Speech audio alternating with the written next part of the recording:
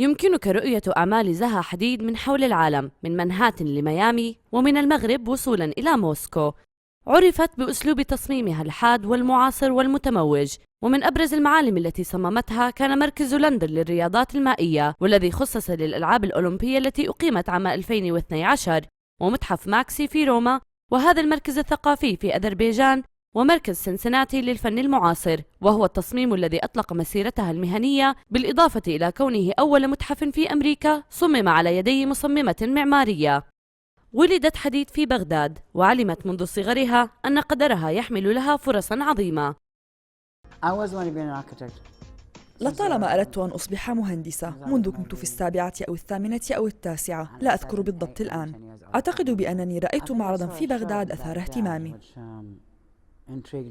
كبرت حديد في العراق، درست الرياضيات في بيروت، وغادرت الشرق الأوسط في السبعينيات إلى لندن لتحقق حلمها. تخرجت من الجمعية المعمارية في لندن، وأسست شركتها الخاصة عام 1979، وانطلقت لتأخذ حدود الهندسة إلى أقصاها في كافة أنحاء العالم. ولم تكتفي حديد بالتصاميم المعمارية فحسب، بل صممت أيضا الأثاث وحتى الأحذية.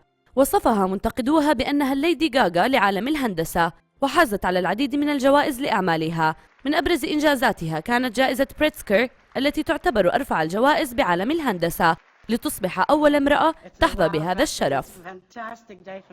حديد كانت ترى نفسها خارجة عن محيطها بكونها امرأة غير بريطانية، لكنها كانت تقول إن هذه النقطة أتت بصالحها في بعض الأحيان لتكسر المألوف في قطاع يحكمه الرجال. لم أكن أحب أن أوصف بالمرأة المهندسة، أنا مهندسة ولست امرأة مهندسة.